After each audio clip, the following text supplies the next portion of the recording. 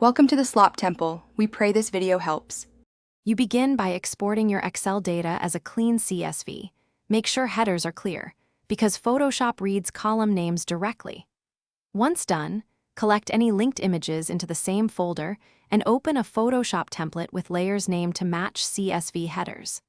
Next, set up variables in Photoshop via image variables define, assigning text or pixel replacement to the correct layers. This mapping step is crucial because it tells Photoshop how to replace placeholders with your spreadsheet values.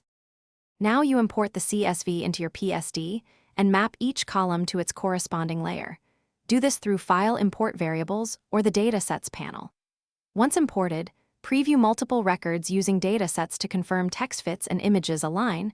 Make sure to adjust font size or layer masks where content may overflow. If images vary in aspect ratio, use smart objects and transform constraints so replacements scale predictably. This prevents distortion when you export many files.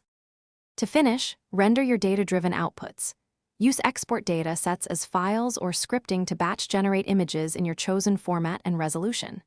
Make sure you select the right color profile and file type, PNG for transparency, JPEG for photography, then run the export and spot check a few results. If something goes wrong, first verify the CSV encoding is UTF-8 and that column headers exactly match layer names. These small mismatches are the most common cause of failed merges, and correcting them usually fixes everything. Thanks for watching. Consider subscribing if we helped you.